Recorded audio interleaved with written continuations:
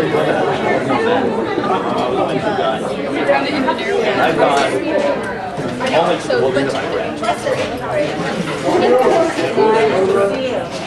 So anyone can go through that. The lady named Helene France. Helene LaFrance in the library. Good afternoon and welcome. Welcome to the spring quarter of the Vocation Center's Bannon Institute, Sacred Texts in the Public Sphere. My name is Teresa Ladrigan-Welpley, and I serve as the Director of Institutes in Spirituality in the Ignatian Center here at Santa Clara. The Ignatian Center for Jesuit Education is charged with promoting and enhancing the distinctively Jesuit Catholic tradition of education here at Santa Clara. Our vision is to become known throughout Silicon Valley and beyond as providing leadership for the integration of faith, justice, and the intellectual life. One of the ways that we seek to do this is through our year-long Bannon Institutes. This year, our fall Bannon Institute series on sacred politics looked at the public import of sacred texts around issues such as immigration, war, and homosexuality and the family. Our winter series on sacred dialogue looked at issues of meaning through sacred texts from diverse contexts and faith traditions. And our goal this quarter is to bring these conversations home. So having moved through dialogue around sacred texts and their connection to issues of public import, expanding the category of sacred texts to include multiple religious traditions and secular traditions, our goal today is to ask our university community what sacred texts from diverse contexts and traditions ground our work, our vocations, our university. How do these rooting texts engage, interpret, and open up the Jesuit Catholic tradition of education here at Santa Clara? Today's event is part 2 in a 3-part series entitled Sacred Word and Words. In this series, our hope is to engage individuals and units on campus around the ways in which sacred texts are significant to our lives and work here at Santa Clara.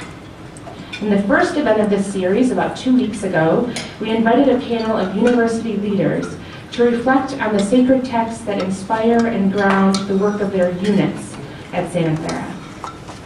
Our conversation partner for today's event on vocation and sacred texts have been invited to reflect on what sacred texts root and uproot their own lives, work, and vocations. So 2 weeks ago, we invited university leaders to represent their unit. Today, we invite university leaders to represent their whole selves, their whole persons, and their vocations in a larger way. What sacred texts inform, frame, and challenge your larger vocation, your whole person?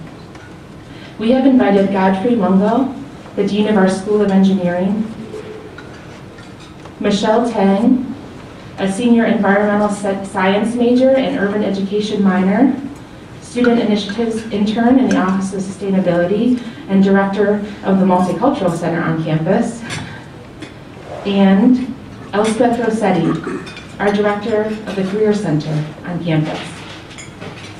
We are also privileged to have Aldo Billingslea facilitating today's event.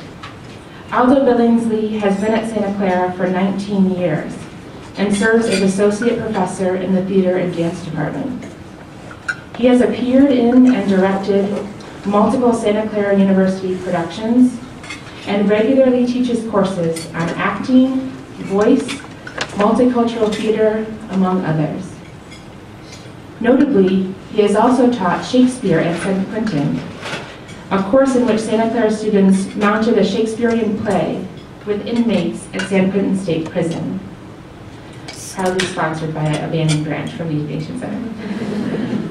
Aldo is a member of the Actors Equity Association and the Screen Actors Guild, and has appeared in productions at every major theater in the Bay Area, as near as I could tell. He has appeared in 7 seasons of the Oregon Shakespeare Festival in Ashland and other theater companies around the country. In a recent interview about his own vocation in theater, Aldo shared, "It's like August Wilson said in Joe Turner, you've got to find your song. This is mine. It's my calling in life. It's why I'm on the planet. It's the place I feel most connected to the rest of humanity." So today we come to dialogue with sacred texts in many forms and frames, and to discern about the songs we sing in response. Aldo will himself introduce our distinguished panelists further, so for now, please join me in welcoming everyone to Sacred Word and Words, Vocation.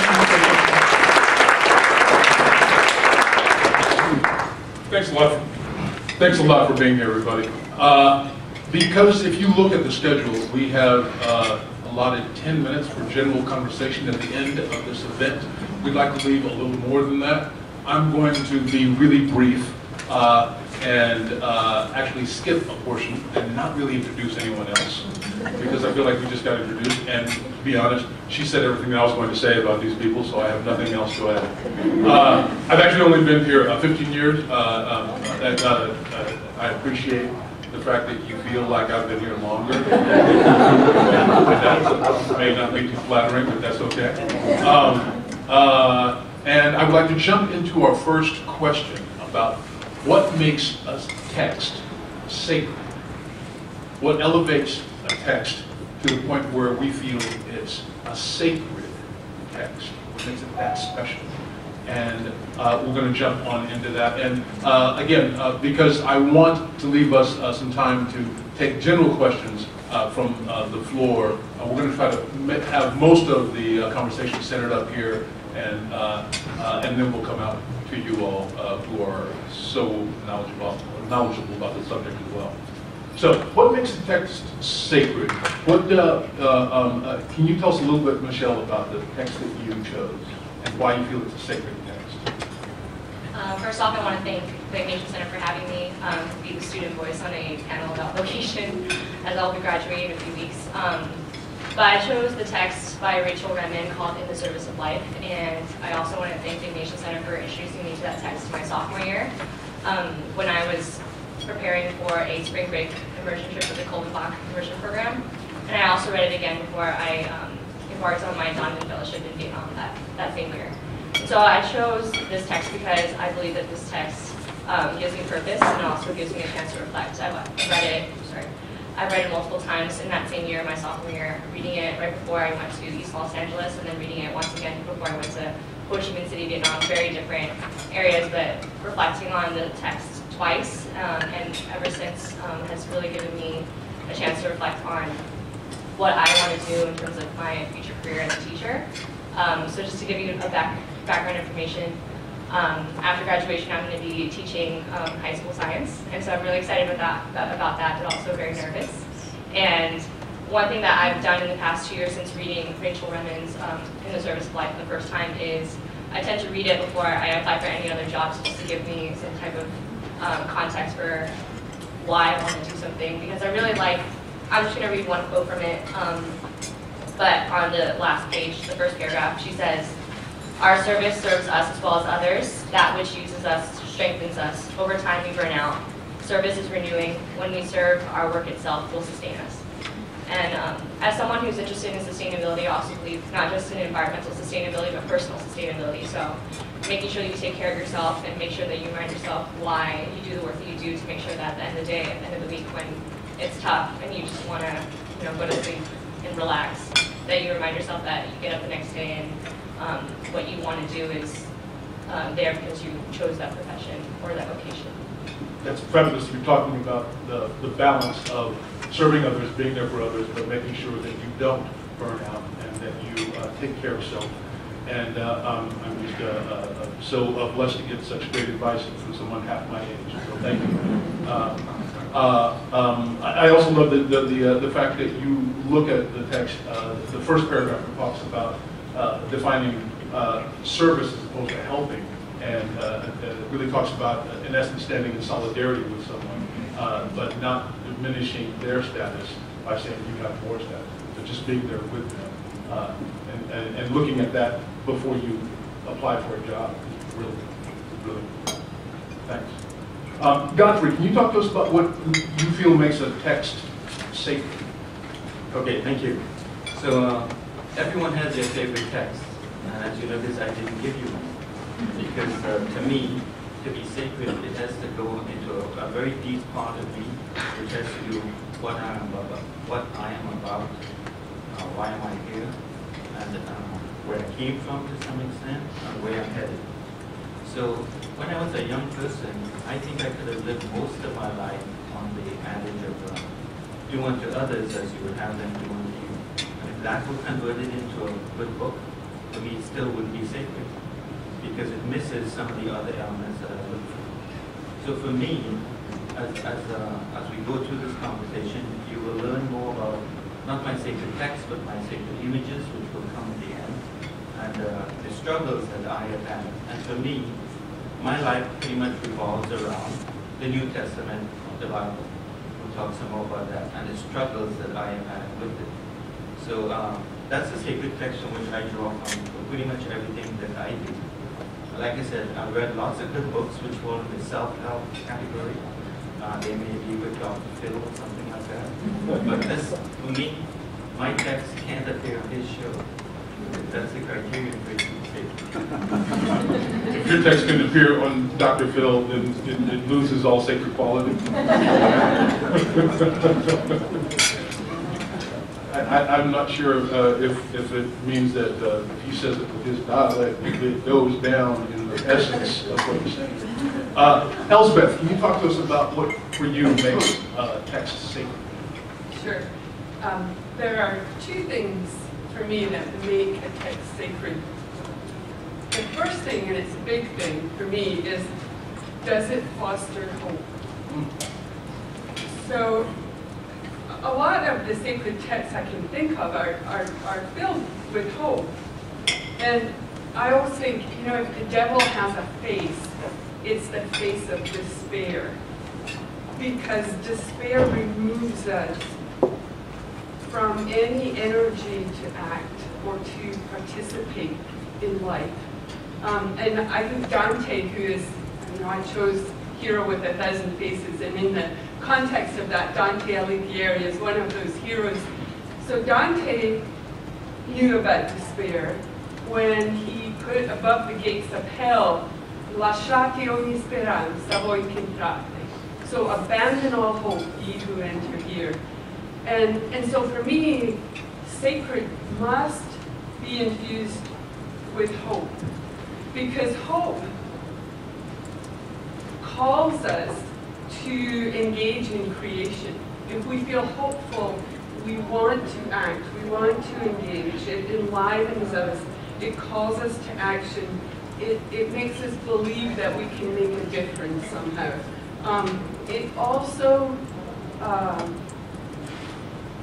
puts us in touch with some sense of possibility and power within us that I think starts to touch on the sacred. Because that possibility, that sense of possibility and power that we may just get a spark of, is a spirit that is in each of us that I think is sacred. So I believe that hope needs to be part of a sacred text because it engages the yes in us. It allows us to say yes. And then the other part for me that needs to be there is, can I see myself in that text, and does it move me? So there are parts of traditional sacred texts like the Bible, there are parts of the Bible that just don't touch me. You know what I mean? Lot's wife getting turned into a pillar of salt. It's like, maybe. Got an issue? Yeah, issue. I don't really get. But then, you know, there are parts of Isaiah that are just so powerful and so moving to me. There are Psalms that bring tears to my eyes, and it doesn't matter how many times I read them. And so that's the other part of sacred for me, is it has to speak to something in me that is moved. Excellent, excellent. And I'll just add that for me, the text that I chose as sacred took me a long time to think of it, and then had I read the same article that Teresa just quoted me from, then I would have known right away, was August Wilson's Joe Turner's Come and Gone. Because for me, a text to be sacred, it has to move us toward others in a positive way. So I think that is really reiterating what you just said, that it engages us to say yes and gives us hope.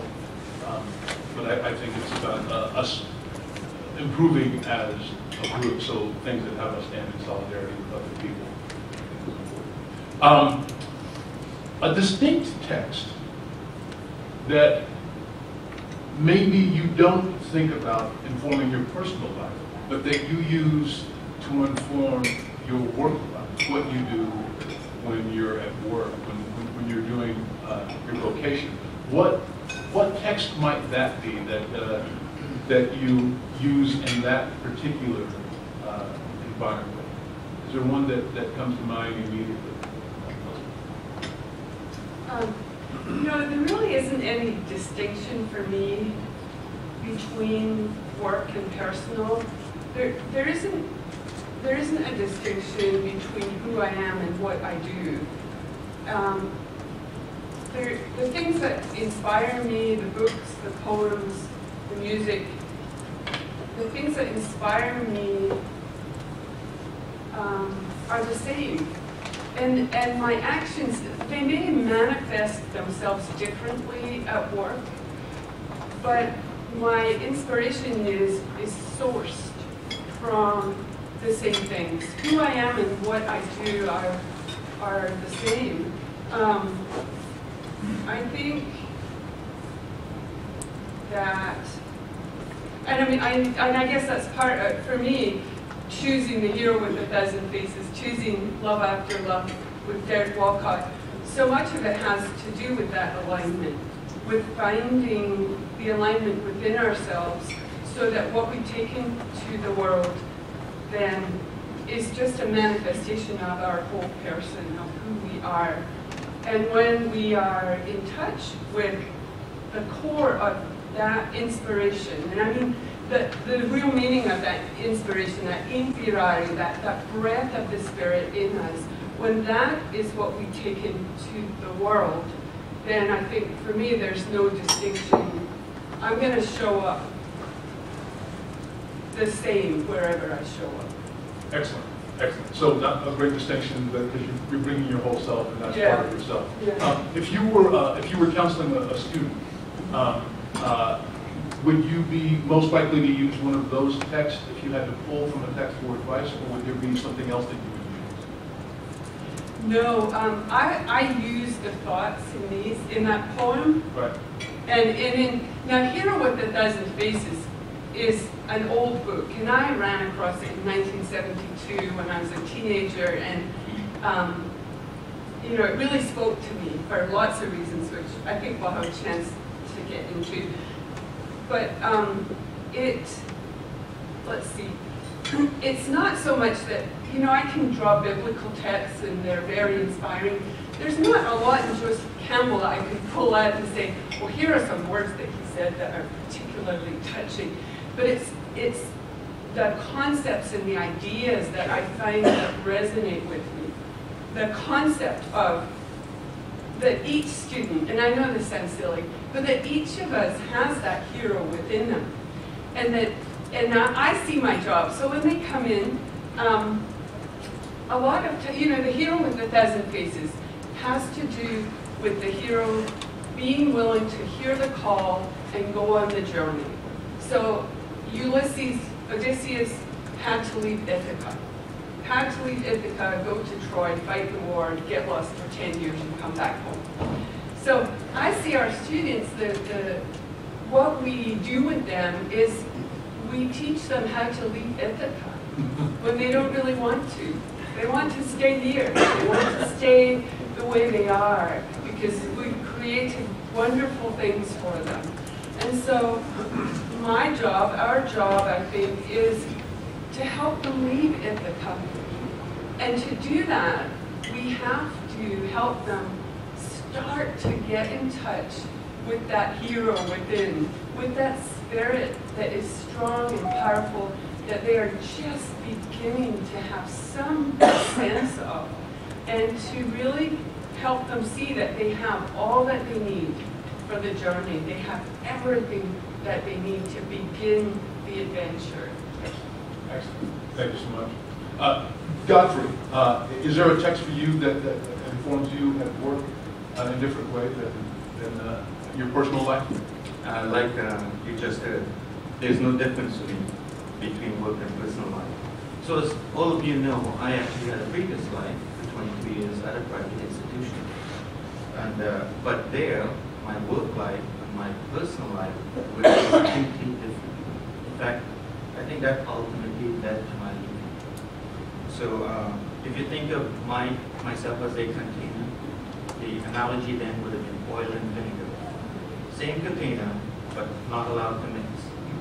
Whereas here, having come to Seneca, just because of the fact that you have this sign that says Catholic Jesuit Institution, everything's on the table. So the analogy then would be like cream and coffee, mixed, same container. So in a sense, it's continuous. The things I aspire to in my home life, I aspire to in my work life. In my previous life, I had to be very careful about what I could say, or even an image I could have in my office. For example, one that I first put when I arrived here is, from Sistine Chapel, the two images, God, man, and soul. I use it as a metaphor for teachers and knowledge passing between students. But that is not allowed in my old world. In fact, I could not put that in my office. So you actually have a lot more freedom here than you realize, what you take advantage of it or not. I know that it wasn't allowed at the old place because I asked the dean. He said, no, you can't do that. And of course, here I am the dean.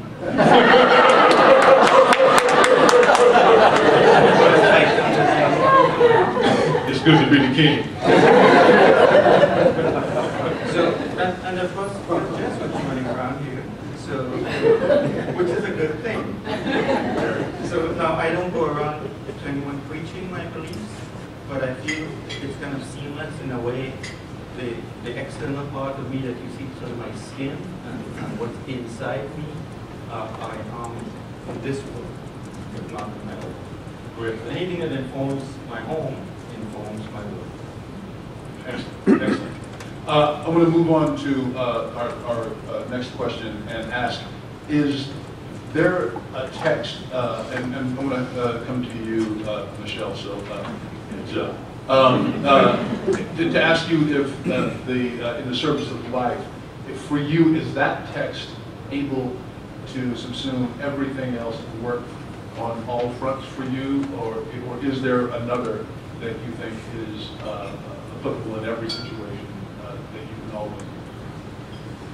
When I was first thinking about which sacred text I would choose, I immediately gravitated to this one, and I was trying to think of another one that could apply also to other aspects of my life, but I found that this one definitely applied to everything, and I think it comes back to intention and kind of the relationship I have with the three words that Rachel Remy says a lot, fixing, serving, and helping, kind of like the distinction between those three words. And I think I've shared this text with a lot of my friends and my family, especially when they're applying to jobs and making sure that they, especially if they're doing like a change in kind of careers, to kind of understand their intention, and especially if they're working in communities, if they're not going in with the intention of trying to fix something that's broken, but also to go in there with the intention to serve instead. So I think our relationship with the three words, serving, fixing, and helping, can be, we use in our daily lives a lot. We fix the faucet, or we help a friend. And we don't, at least with people my age, I don't feel like we use the word service much as we probably could or should, but it's something that I've been thinking about a lot, especially since I'm going to be working with communities in the future, and I think this definitely is a text that I've loved to share with my friends and family. Excellent. Excellent. And Godfrey, is there a text, your three images, do they serve you in every realm, or is there another text? You talked a little bit about a Christian text, and I want to before I ask you about one text, I want to go back and ask you, when you said, do unto others as a text that was helpful and useful, but not for you sacred, are there sacred texts for you in the New Testament or the entire Bible? Yes. So Yeah. let me get into that. So what you just said, do unto others, would be necessary but not sufficient. That's how we would say in engineering. So when I was growing up, let me give you a little context of what I'm about to say here. When I was growing up, I was only baptized at age 6. I sort of went to church and so on. I grew up in the tropics, and Trinidad, as you know. And there, the goal in life is to kind of take it easy. You don't want to push yourself too hard. You know, you kind of enjoy your life. But your parents, of course, are looking after you, and they're telling you, don't do this, maybe God is looking over you. That didn't really cut it with me, because that was just too distant a concept. But there's one line, I have to go look it up, Luke 12:48, of whom much is given, much is expected. Now that caused me a lot of grief growing up, because once that line was accepted by me around age 12, it changed the context of everything. It means that I couldn't just take it easy. If I have certain gifts, I have to use them. So the golden rule, you see, didn't do that to me. It was nice to go day by day, but this line started to affect me. Of whom much is given, much is expected. It kind of disrupted my entire world. And I would say around age 12, I started to accept it. Now, simultaneously, at age 12, I had joined the 6th Trinidad Sea Scouts. Like Boy Scouts, but everything is done on the water, you know, rowing and swimming and so on. And our motto was res non verba, which means deeds, not words. I'm also hearing that at age 12.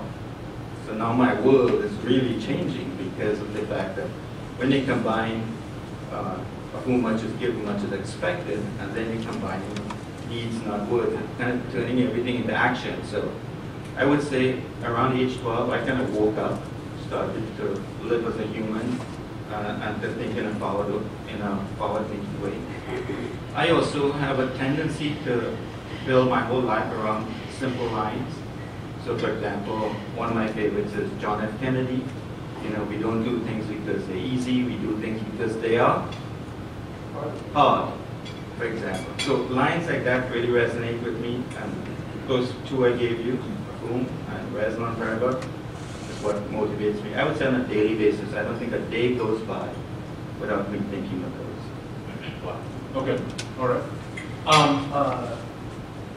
And Elspeth, is it still Heal with 1,000 Faces for everything? Are there, Godfrey's taking us into another realm of a simple line, a simple phrase that you can hold on to, maybe becomes a mantra that you're confronted with maybe on a daily or weekly basis that keeps you on the path.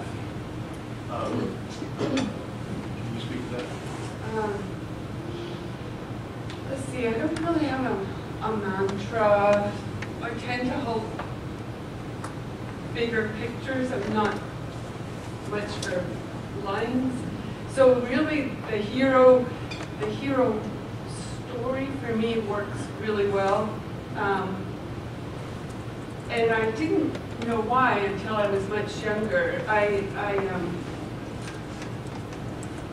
Godfrey's talking about when he was growing up, and I remember when I was young, and when I was very young, when I was much younger, I've always read a lot, but I was very drawn to myth and legend, and I used to read lots and lots of stories, and I used to read the Old Testament, not for the holiness of it, but for the stories. I really liked the magical stories, like Daniel and the lion's den, and Moses, and all the parting of the Red Sea, and the plagues, and I love that stuff just for the magic and the story and the heroism of it. And I like to read things like Ivanhoe and Superman comics, and so when I ran across hero with 1,000 faces, it gelled for me why I liked all these heroes. I thought that was what Joseph Campbell pulled together for me, was that's what it touched something in me that was that was ennobling. You know, there was something that was called forth, that I could be noble, like these people could be noble. But there was also a part of me that thought, yeah, but you can't, you know, because you're really not perfect and all of this stuff, and you can't do these things. And but then I discovered that the heroes were imperfect also, that you actually could be imperfect and heroic at the same time. Because Odysseus was really kind of a jerk. You know, I mean, he tried to get out of going to war with Troy. He tried to pretend he was crazy. And then when he finally went on his journeys, he ended up on an island with Calypso for 7 years and was her lover, and then, but said it was because she had magic, and you know. And eventually he goes back to Penelope. So you see the flaws and the woundedness along with the heroism. And it's like, well, that's real. That's a real person. I am that person, you know, but I don't have to focus just on the flaws. There is that heroic part. There's one line, okay, so there is one line from Dante that always sticks with me. So I had this real sort of classical education growing up. You know, I learned Latin and I learned Italian and French, and so the Dante for me comes in Italian because I learned it. You know, nel medio del cammin di nostra vita mi ritrovai per una selva oscura che la diritta viera smarrita. So in the middle of his life, he found himself in a dark wood, and he could not see the path out. Though there are times in my life where I have felt that way, and Dante, in the 13th century, he never knew that he could help someone. But just knowing that someone has been there before and being in that space has been really helpful to me. There was a time, there have been many times, but I remember a particular time where that line in Dante was very clear to me. I had just had my son, just born. I had quit my job, which had been all of my identity for many years. And my brother had just died at 29, very suddenly. And these all happened within about a 4-month period. And so I was in the depths of that darkness and despair, not seeing the road ahead, not thinking of Dante at that time, just not thinking of anything, just being completely flattened. And at some point was able to engage, and Dante, the hero, that line was really helpful to me, to say someone else was there and was able to find their way out of the dark wood. So the hero myth for me does speak to me, and I think I find ways for it to help me in my work when I work with students too. That's great. That's great. I used to be a big comic book fan, and I used to hate the moment where the superhero almost gets defeated. In every issue, they almost get beaten down, and I hated that moment. Come on, they just had done this or whatever. But whether it was Marvel or DC or anybody else, they were trying to find a point where they could relate, where you could best relate to a difficulty in your own life, and then see the person fight through, overcome, and get back up on top. And that ability to associate yourself, to see yourself in there, and feel that someone else has gone through this before can be very powerful, particularly when you're trying to get past those points of despair, where you said that the devil's face is the face of despair. Yeah. To get past those points is really important. Michelle, do you have lines that you find helpful, single lines of text, or the great one at that penultimate paragraph? There's a couple in there. Either from there or other places that you find that you keep coming back to. I'll read another quote that I like a lot. On the first page, in the third paragraph, it says, "When I fix a person, I perceive them as broken, and their brokenness requires me to act." Then just skipping ahead a little bit. There is a distance between ourselves and whatever or whomever we are fixing. Fixing is a form of judgment. All judgment creates distance and disconnection and experience of difference. Wow. All judgment creates distance, disconnection, an experience of difference. One of my friends, who's Joan Langley, the director of education at the Oregon Shakespeare Festival, constantly says, all unhappiness comes from comparison, over and over and over. And I wrestle with that thought in my head, but I do know that when that comparison leads to judgment, then you're right, you're on that road. So that's very helpful. I want to move to the question of something in your sacred text that disturbs you, that troubles you, that challenges you or provokes you. Is there something in there that does that? And I'll give you an example from Joe Turner's Come and Gone. There's a character named Seth, and he's lived in the North his entire life. He's watching the Great Migration of African Americans coming up from the South in the industrialized America of the 19-teens, 20s, and he's seeing this influx of African Americans, and it disturbs him because he feels like their country ways, they're not sophisticated enough that it will affect him. People will think less of his status as a black man because these people bow their head and show too much deference to white people, and they get off the sidewalk for white people and do all those sorts of things. And he's so determined to keep his own status that he's willing to push some of the people who look like him down or discriminate against them because he's afraid that they're going to affect him. It's something that keeps me in check. Am I being a bridge right now to help other people who aren't here get here, or am I being a gatekeeper to say, well, if they come in and they rock the boat too much, are they going to make my life a little bit more difficult or change expectations about me? Is there something about your sacred text that challenges you?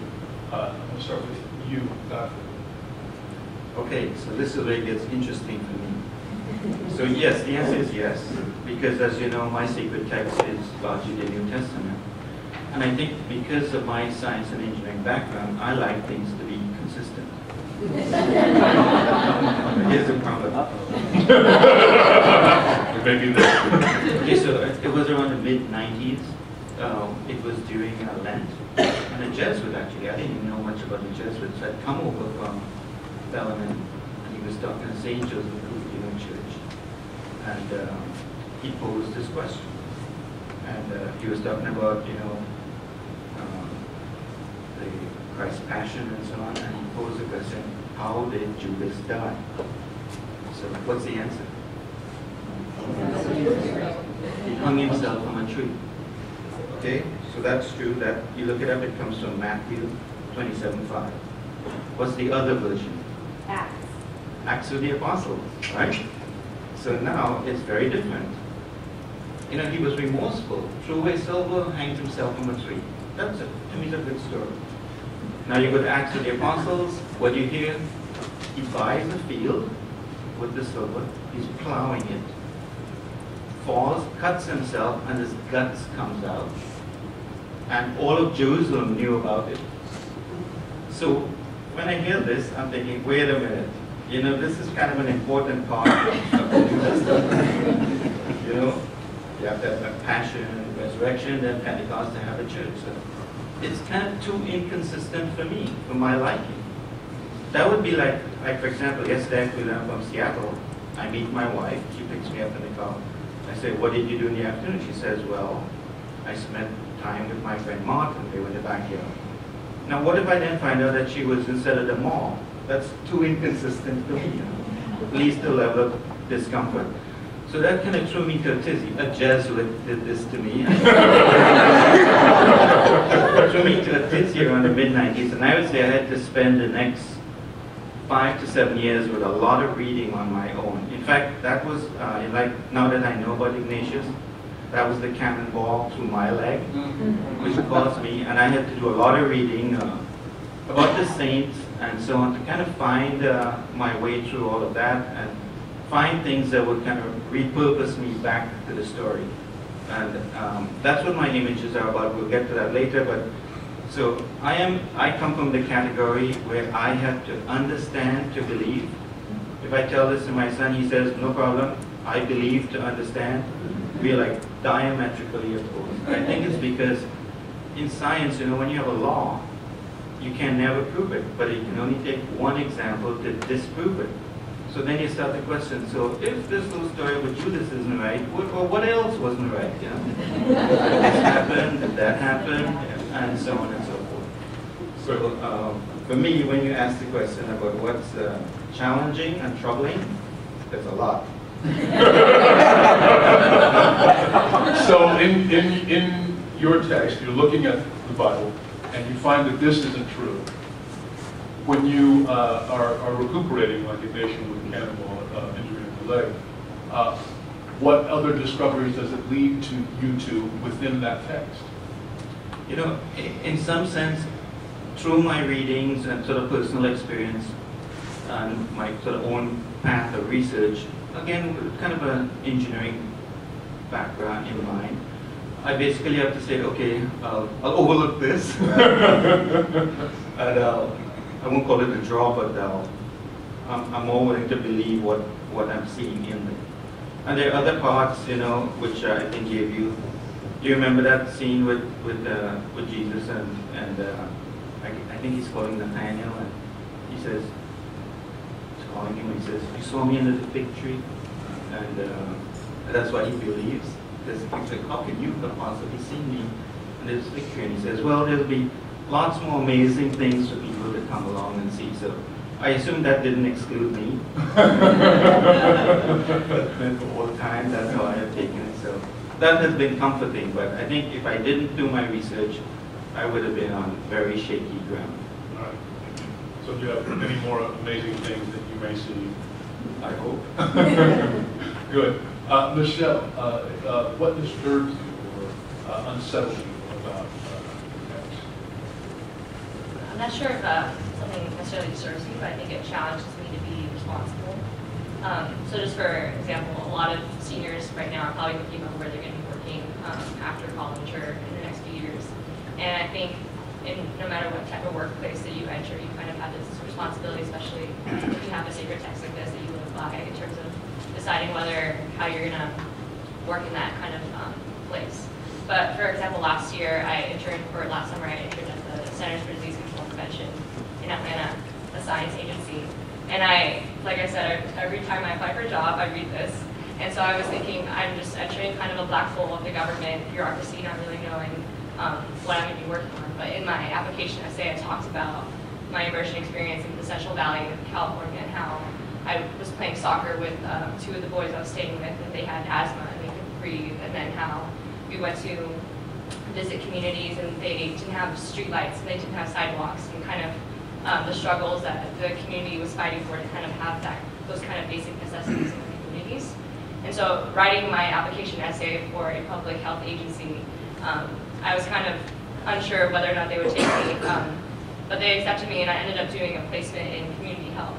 And so I actually had the opportunity to travel to Wisconsin and Minnesota and visit communities and attend 5-hour-long community meetings where people would be talking about the different types of health impacts they were struggling with in their community. So I think this text, for example, just made me think of how the CDC, science agency, could also encourage me to serve the community, and also how, I don't know, I appreciated that opportunity to also kind of see how this message could be applied to different workplaces I might be Sure, sure. So, particularly while you're in the middle of a 5-hour meeting, where you're trying to stand with someone and to keep your listening available and not be so fatigued that you zone in the zone out. Once somebody is really speaking something that's really important, that's good. Elspeth, what's in there? So I find it challenge more than, not provocative, not provoking, but challenging. And it makes me laugh listening to Godfrey, because I think I'm just the opposite of Godfrey. So Godfrey, my husband's an engineer too, and he's very concrete. I mean, he would say exactly what he just said about, well, how can, it's so inconsistent, you know. So I live in the land of metaphor, which, you know, I can make sense of things, which is why I like myths and all of that stuff. But the thing that challenges me in the hero journey is that you have to start the journey, that you have to answer the call. And sometimes we don't want to. And sometimes, when that journey looks too hard, we take other people's journeys. And I've seen people do that. I've done it myself. Because we see how successful other people are. And we think that if we just took their journey, we could be successful too. So before I came here, I used to work as an executive coach. And a lot of my work came from people who hadn't answered their own call, who had looked at other people's journeys and taken them.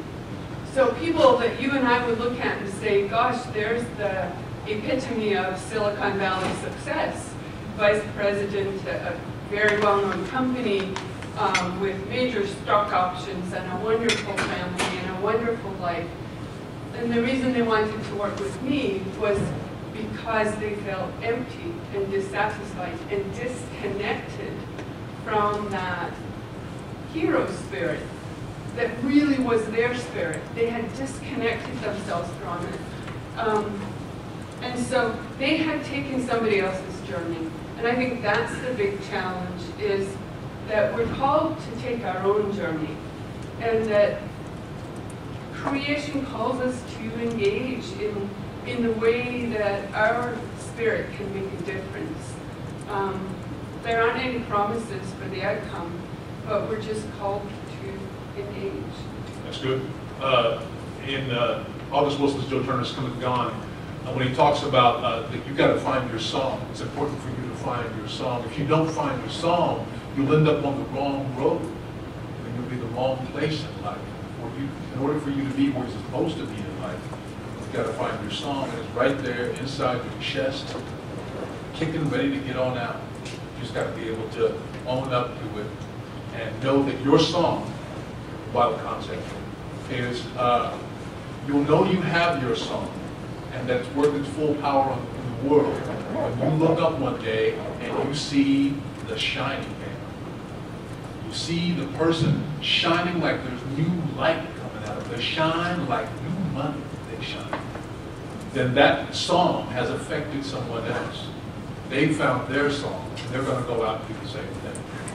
And the idea that someone else is taking someone else's journey, they're on the wrong road. Mostly because sometimes those things seem easy. What I'm doing is so much harder than he's got going on. That looks a lot. I want to do like that. And so there have been times when I've literally said, I like the way that guy walks. I'm going to walk like that. He kind of looks down his chest and he thinks back like this. He is the cleanest guy. He's a quarterback. I'm going to walk like that. And then my sister said, the girls on the drill team think you walk funny. Women don't like that. But we take this other journey because it seems like there will be an advantage to losing this sense of self and taking on this other thing. Which makes me appreciate Hamlet much more, because there's not one face of this hero. The hero has 1,000 faces, and one of them can be mine. That's right. And that's the work that we do with students in the Career Center, is look for your journey. Look, because it's so, these days, right now, a lot of what we see is people coming in and saying, I'm going to declare this major because I can get this job with it. And it absolutely has nothing to do with who they are. It's completely disconnected from their spirit, from their inspiration. And so the work that we take on as a challenge is to try to get them to look at what is it in you that can be moved by this thing that you may be interested in that will then move you on to a career, a journey that is your journey, where you can make all the difference. Because you can't really, you're not very powerful if you take somebody else's path. No, and eventually it can take a toll, because it'll lead up happiness. Sometimes we have students that will come in, and when you're advising, you hear their song so clearly. You hear the song, and you realize that's not your song, that's the song of your parents. And eventually, just to see if you can help them find their own song to support. Before we open it up to all of you, and when we do, this is going to be the rule. In order for you to ask a question or make a comment, you're first going to have to just state the title of your text. So start looking for the title of your text. That's your assignment.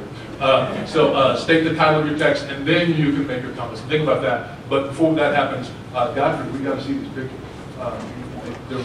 Okay, you know them, but I'll tell you. So the engineer and me went through a kind of a period of thinking about things. Okay, so you all know this, of course, the shroud. Everybody's seen it.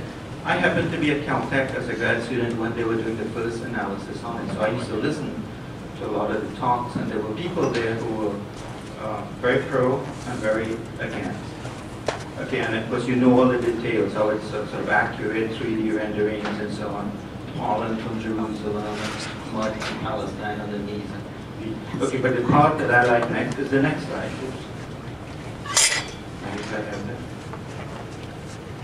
You can see that, well, these are the hands. And what's special about the hands from an engineering point of view is, of course, the support in wrists and so on. But more importantly, no thumbs.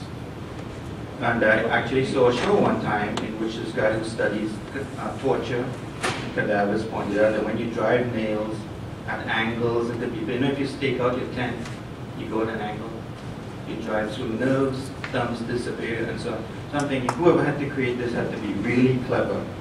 So in an engineering sense, it kind of speaks to the hands. The rest we can argue about. That's important too. Okay, when I was growing up in Trinidad, the Fatima devotions were really important. A big deal in Trinidad. So as you all know, the miracle of the sun in October 13, 1917. This is right before the miracle. It rained for about 2 to 3 hours. Then they said, okay, put away your umbrellas. This is the so-called miracle of the sun. And people argue about, well, what did they say? This sun doing this, the sun doing that, rays precessing. People thought it was the end of the earth, of the world. Okay, but I teach heat transfer. The little detail that nobody points out to you is at the end of 10 to 15 minutes, everybody, including the ground, was dry. Now that's not a homework problem I can give in heat transfer, because you can't solve that one. So you see, now whether that appeals to you or not, it will appeal to your husband and to me. Maybe you don't care, but I care. Okay. Here's the other one that I found very fascinating. Zaitun, Egypt. Do anybody know about Zaitun, Egypt? Most people in the Western world don't seem to know about this. It happened in Egypt. What are these people so excited about? It's images like this that appeared over a Coptic church for 2 years in Egypt. Because remember, it's a Muslim country, so there's lots of problems. One guy thought he was seeing a woman committing suicide. It would appear at different times of night over a 2-year period. And it's really interesting because it had barely been invented at that point. You have to create a holographic image. And there's a little detail called Rayleigh scattering. You all know what Rayleigh scattering is? That's light bounces off the molecules in the air, and that's why the sky is blue and red comes through, because the blue is going out.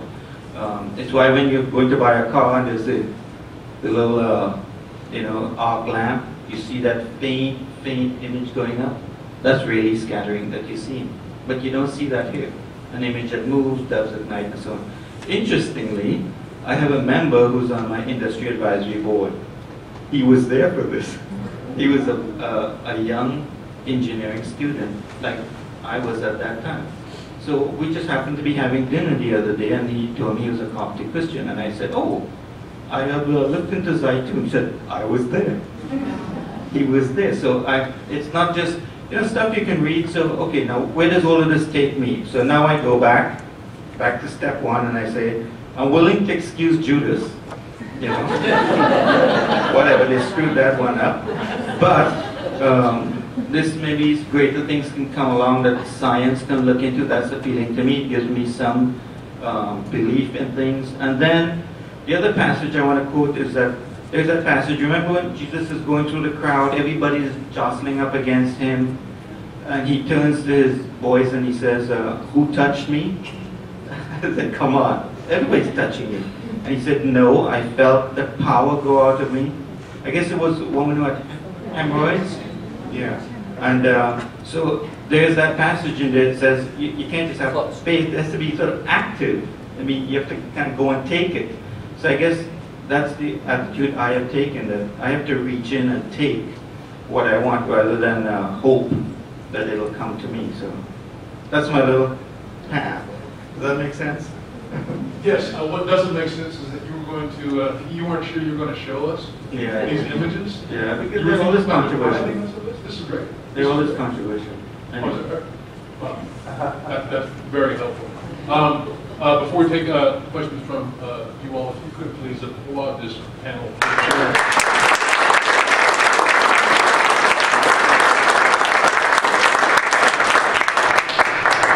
And now we've got about 20 to 25 minutes for you to share.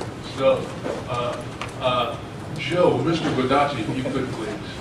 I just want you to let you know that this has been one of the most inspirational, informative events that I've ever attended here at the university in my 24 years of employment. Thank you. Joe, what's your text? What's your text? Listening to all of you, you have given me a new direction into my next phase of my life, and I will follow and I will keep your words in my mind as I will follow my next journey. And definitely everything that you all said has been very inspiring, and I will be listening to you for the rest of my life, believe me. Okay. That's our text. That's his text. All right, thank you. Good. Who else? Thanks, Joe. Yes, please. I'd like to share.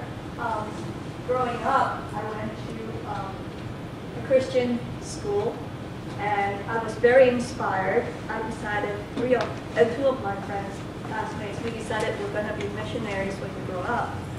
But of course, as we grow up, we fell in love and didn't go to Africa to become missionaries. And I was very disappointed with myself until one day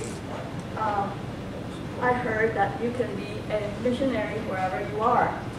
So I became a housewife, had children, took care of them, and I'm a missionary in my own home. And my second text is the 8 Beatitudes. I could never live up to them, but I would go back and review. And just from that whole thing, I can just sum up with one phrase that Jesus gave us. Love each other as I have loved you. And I feel that even now, I am a missionary among my friends, with the students, and here at Santa Clara. It's a wonderful place to be. Thank you. That's a great line for any missionary, to love each other as I love you. And the Beatitudes are great. That's a great piece of text. So thanks. Yes, Jim. So my text is, one of my texts is educating leaders of competence, conscience, and compassion. And my question is for Michelle.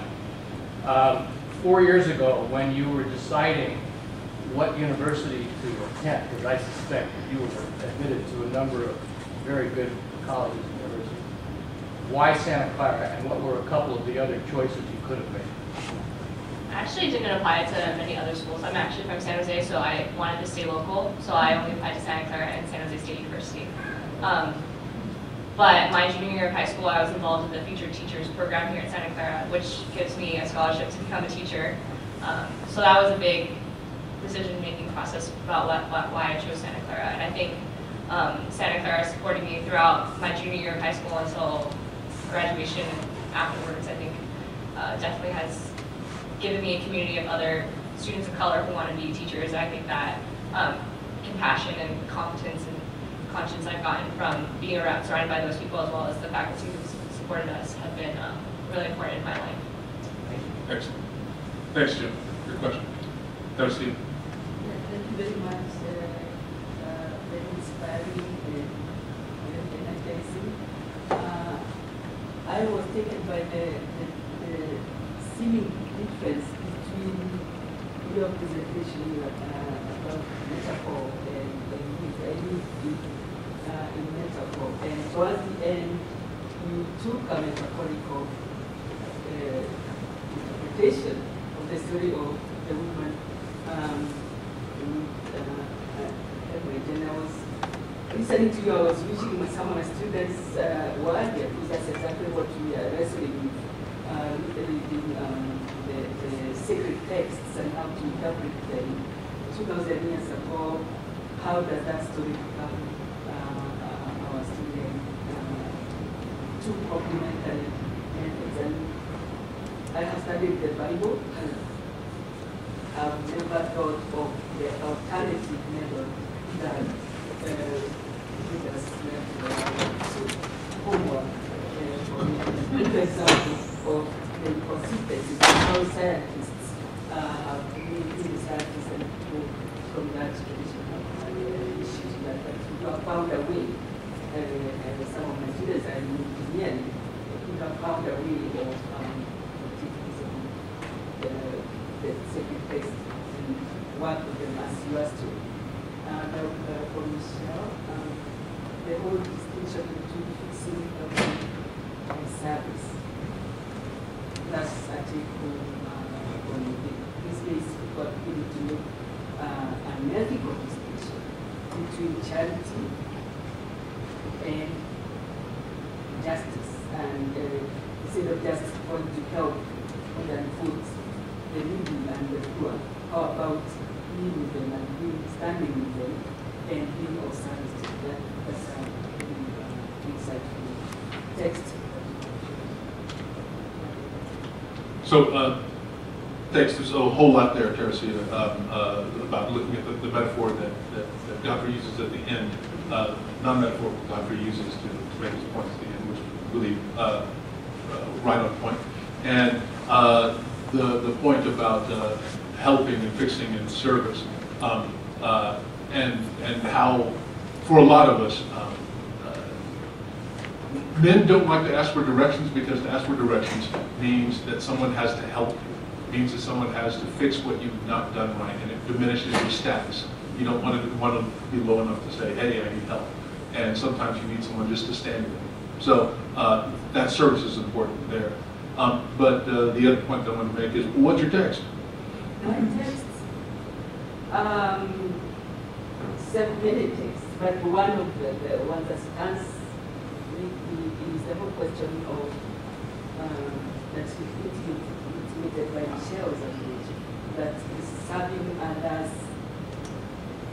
you helping them, you are serving you. And the text that captured that in my culture is I am because we are. I am a person cause of the other person. Myself, my sense of who I am is intimately with yours. I am because we are. Yeah, I cannot get far. That's good. Without you. That's good. That's great. Essence of community. Hello, yes. What all of you said reminded me of two different texts. that I could take as life mottos or mantras. One is from Oscar Wilde, be yourself, everyone else is taken. And then, maybe to moderate that a little bit, is Flannery O'Connor. This is not an exact quote, but she said, accepting oneself does not preclude trying to become better. True. That's good. That's good. Very. Thank you. Thank you. Yes, back here and then Mick. Hi, I'm Dominique. I am a freshman undeclared in business school, so just starting my journey. I, like Miss Rosetti, I am very into the hero's journey, so my sacred text is Ulysses by Alfred Lord Tennyson, especially that line, to seek, to strive, to find, but not to yield. I love that line. But it's just a general question for any of you. You talked about finding your song. Is there a specific point on your journey to find your song that just really you remember really well, like an experience that led you to the path that you're on right now? A specific point to find your song that led you to where you are right now. Was there a big flash? Godfrey, you're nodding, so I'm going to let you speak first. It was that damn Jesuit. That damn Jesuit. Maybe say some more.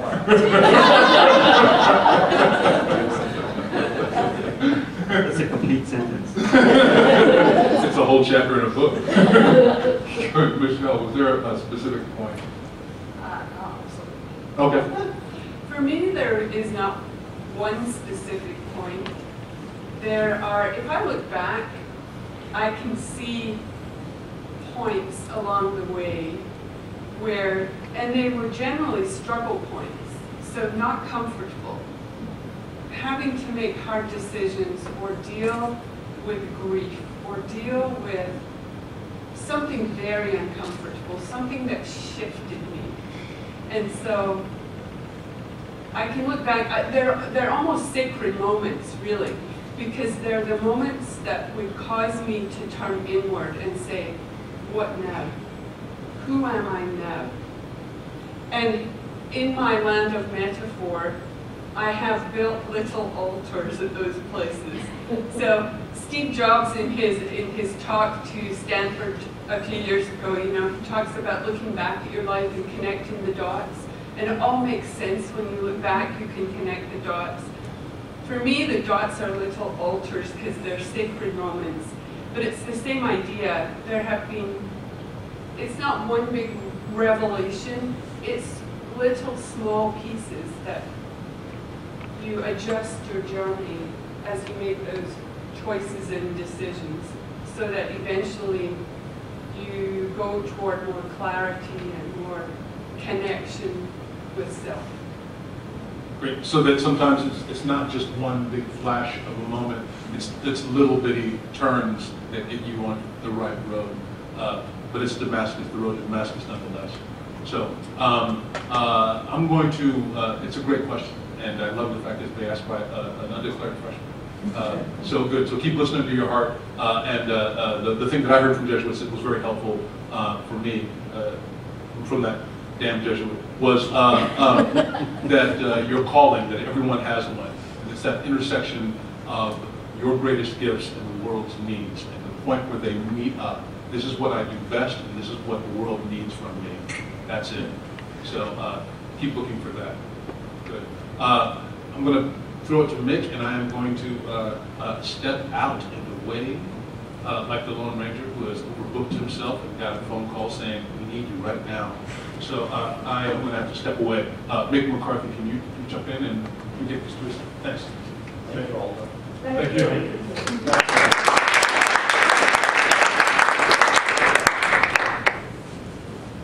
Well, before we go just to Mick, I think that were you going to respond, Michelle, to that question as well about flash versus?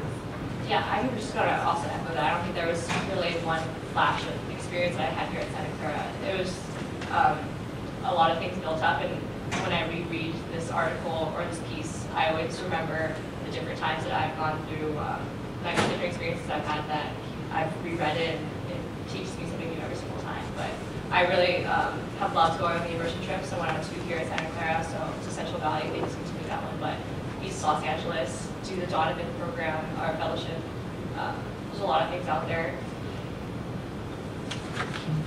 Did you bring the next for a question? Yes. I was just going to ask a personal question. First of all, my quote is from the beginning of Augustine's Confessions, which is, "You have made us for yourself, and our hearts are restless until they rest in you." But I want to thank you, Elspeth, the image of what we are doing here is preparing students to lead Ithaca.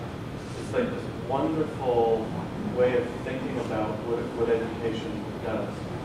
And I guess I'm just going to ask you to reflect a little more on that, because it's interesting how it puts us in this really interesting dynamic posture as educators. But on the one hand, we need to give people a sense of home and comfort. And at the same time realize that if that is all we're giving them, we're not really doing a pretty good job. But if they don't have that sense of comfort, they'll never have the courage to leave Ithaca. And which is one of the dynamics that I love about being an educator.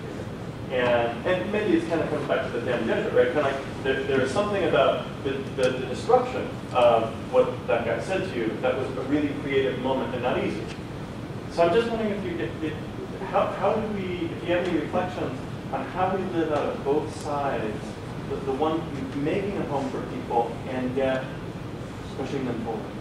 Does this question make sense? Yeah, oh, absolutely. Because it's like parenting. I mean, as a parent, it's really hard to see your child leave.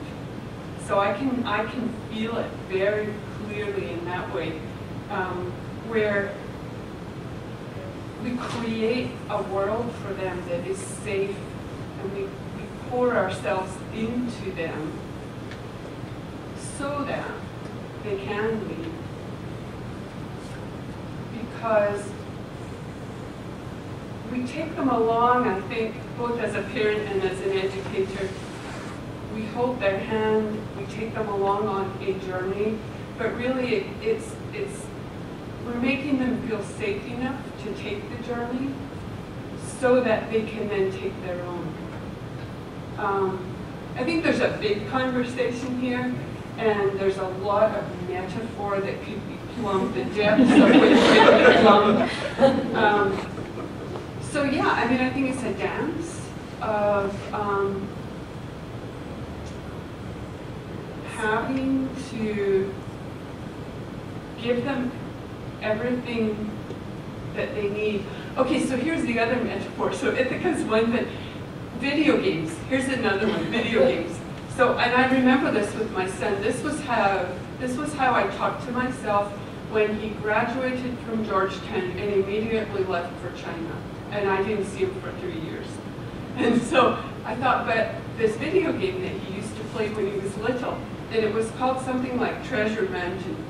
And you were this little guy, and I can still hear the music in my head from that video game. And you would, you had to go on this adventure and climb to the top of the mountain. And you met all these ogres and elves and people along the way. But the way that you made it successful was you put things in your little bag as you went along. You fought the people, and then you got these charms and magic, and soon your little bag was full enough so that you didn't need your companions, you didn't need anybody, because you had what you needed in your bag, and you could go off and be the king of that mountain. And so when Mark left, I thought, okay, he's got his little bag. I've given him everything he needs, not me, although as a mother, yes, I was the one who gave him everything. And I have to let go. I know that he has everything he needs now, and this is his journey, this is his adventure. And he took that up on himself. And I think maybe part of what you're talking about is we may be ready to see students leave, but we've created such a good place that they may not want to go. So how do we have them realize that they're ready and that it is the right thing now, even if it doesn't feel like the right thing? And to what you were saying, those are the points, I look back in my own life, those points of discomfort were actually launching pads. And so if we can somehow get that message across, that discomfort is actually not something to be rejected, but something to be understood. What's the message in our discomfort? So, sorry, I've rambled. Thank you. I think we have time for one last question. So, Jack hasn't had a turn yet, so go ahead, Jack. You'll have our rest for your sacred text and your question. It's a short question. Thank you, thank you, thank you. So my sacred text, no surprise. I put it on my ordination card almost 22 years ago. It's 1 Corinthians 12, 4-7. There are a variety of gifts of the same Spirit, varieties of workings of the same Lord, varieties of service of the same Lord, a variety of workings of the same God at work in each. To each is given some manifestation of the Spirit for the building up of the community. My question to each of you, okay, have you written what you consider a sacred text? I write this to my kids when they go through high school. You know, you write to them. Mine goes like this: work hard, play hard, and pray hard, and all will be well. I've written that to each one of them.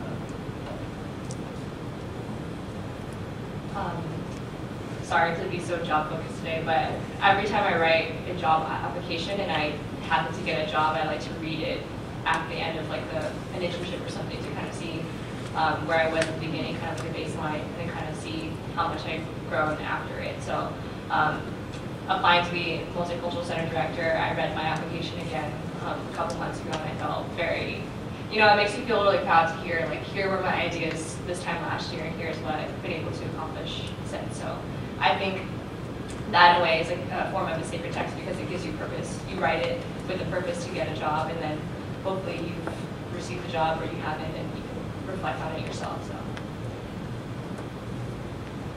I just have to say no. I haven't written.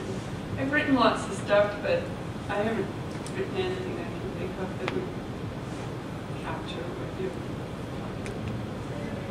That's a wonderful question to end on. The ways in which each of you, though you may not fully claim it today, that you have authored sacred texts with your own life and your journey and your leadership and your invitation to us today. So thank you for a word that gives us hope and that we resonate and that propels us forward into a greater life community.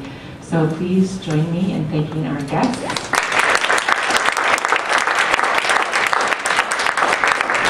And to say there's a little card on your table to invite your feedback. This has been a kind of a new offering for us in the Ignatian Center, so we really appreciate your input as we consider our offerings for next year.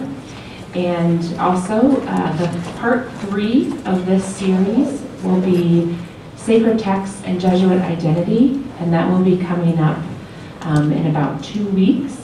So in that panel conversation, our own Mick McCarthy will serve as facilitator. Montron, who's here, will be on the panel. And so and 3 others will join him to reflect on what sacred texts give life and root to Jesuit identity and mission of members of the Jesuit community here at Santa Clara. So please come back and join us then. Thank you again.